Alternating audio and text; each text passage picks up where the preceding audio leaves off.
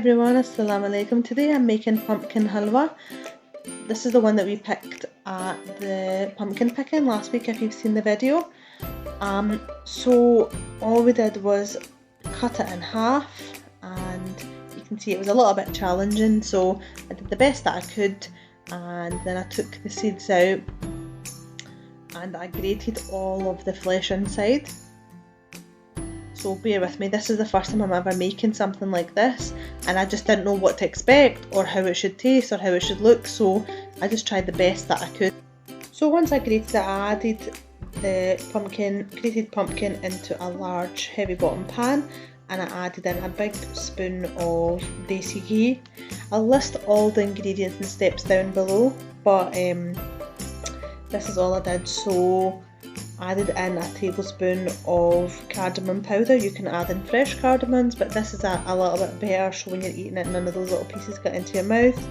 And you have to just keep sauteing it. We wanted to basically wilt it down. We wanted to get the rawness out of the pumpkin so that it tastes nice.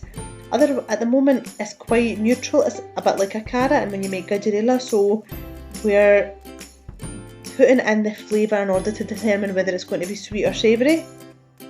So in this case we're making something sweet. So we're just going to cook this off until we get it really as soft as possible, and then we're going to add in the remainder of the ingredients.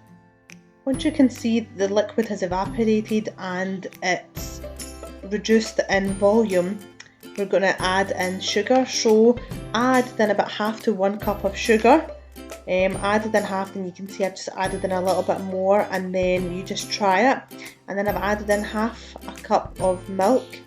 Now you can add in more or less. I've seen recipes where they add in quite a lot, and I thought the more that I add in, the more time it's going to take me to reduce it, so I just wanted to add in this amount so it would be not too long standing there and cooking it down. It does take a little bit of time to cook it down and reduce it, as you can see. So we're wanting to remove, now we're wanting the milk to kind of get absorbed with the pumpkin, and we're wanting the sugar to dissolve and incorporate really well into this.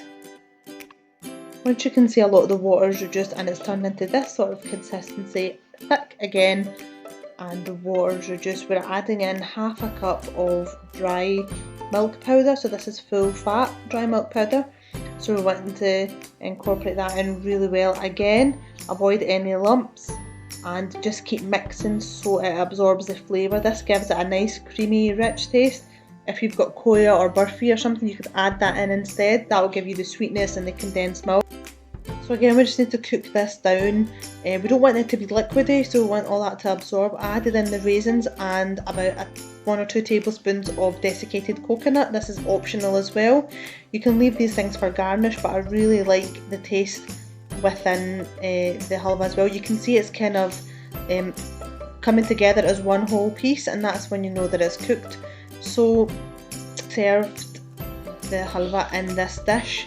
So this was actually just garam. I dropped it off at my mum and dad's house for them to try because it was a total experiment. I wasn't sure how it was going to work out. I've never cooked or dealt with pumpkin before, but it's been a really positive experience. Everyone really liked it that tried it, so I'm really happy with that, and I'd really recommend that you try this. So at this time of year there's loads of pumpkins about, and it's good to try something a little bit different and get out of your comfort zone, so I would really recommend that you try this. This was so delicious and it looked so nice, you can see it. And I just garnished it with some cashew nuts, and I garnished it with some crushed pistachio nuts. You can opt out for these if that doesn't suit, but it definitely does add something special to the recipe. So thank you so much for watching, guys. Thank you so much for your continued support. Please don't forget to like, share, comment and subscribe, and we have loads more adventures coming up soon, so I really hope you stay tuned for those. And I've always got new ideas coming up for recipes, so please stay tuned if you like cooking and vlogging, and if there's anything you'd like to see me do, please let me know, or if there's anything that I can do to improve, I'll always accept the feedback. Thank you so much, guys. Bye bye. Love you. Like, share, comment and subscribe.